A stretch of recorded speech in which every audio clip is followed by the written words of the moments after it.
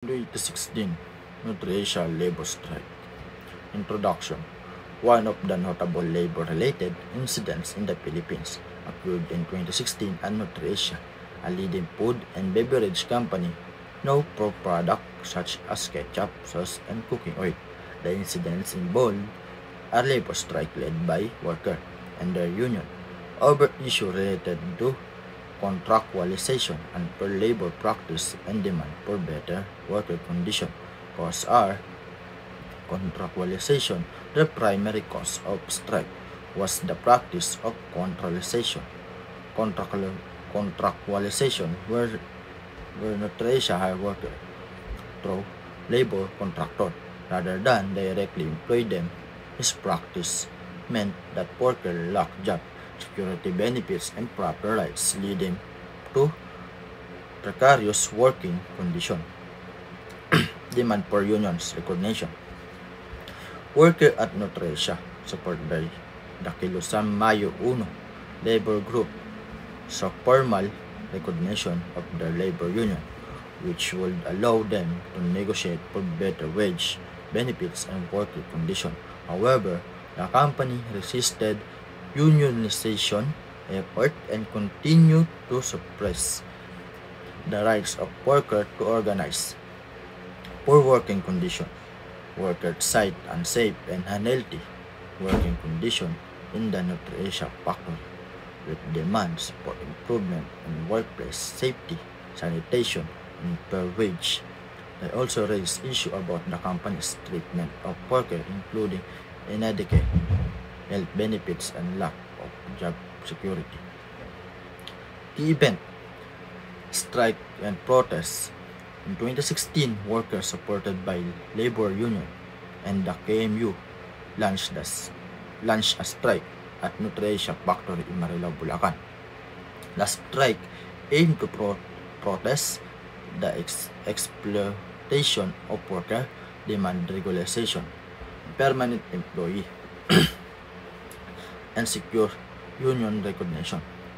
Violent clashes and disruption. The strike quickly escalated in July 2018.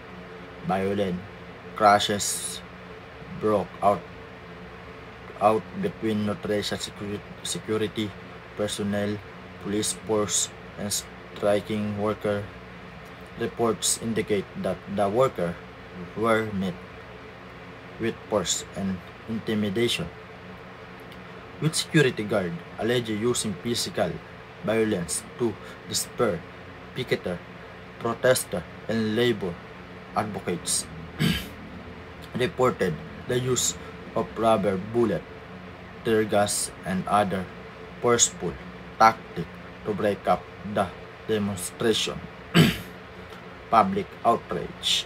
The violence, the spiral of the protests, as well as worker demand for better condition and security, sparked widespread public outrage. Labor group, human rights advocate, and even political figure condemned as use of violence against workers exercise their rights to protest. Solidarity protests were held to support the Nutricia workers across the country. Consequence. Number 1. Increased attention of contractualization. The Nutricia strikes brought national attention to the issue of contractualization in the Philippines, a practice that widespread in various industries. Many labor unions and rights organizations intensified their effort to push for security of tenure and the end of contractual labor in the country. Number 2. Company and the government response. Nutricia faced significant backlash from the public and labor organization. Department of Labor and Employment, or the DOLE, conducted investigation into the company labor practice, but no significant charges were made in favor of the worker demand at the time. The company, on the other hand, continued its stance against unionization, called the strike illegal. Number 3, impact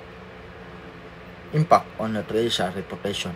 The incidents damaged in Nutresa public image and resulted in a boycott of the product by labor advocate and consumer.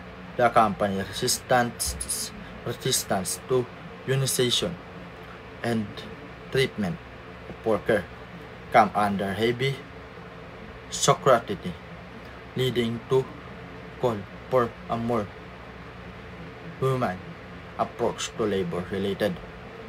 Number 4, sustainable advocacy for labor rights. Despite the strike failure to resolve the worker demand immediately, the incidents become symbol of the large struggle for the labor rights in the Philippines. Labor union and civil society organization continue to push for reform to protect worker rights, and strike become a rally point culture and labor movement. Conclusion. The Nutriasia labor strike was significant labor-related incidents in the Philippines that highlighted ongoing struggling of workers against contractualization and other labor injuries. The violence, clashes, and company resistance to union recognized and the worker fight for better working condition underscored the deep divide between labor and management in the country. Although the immediate demand of workers were not met, the incident sparked public awareness and broader conversation about labor reform, including the need to address the exploitation of workers under contractualization.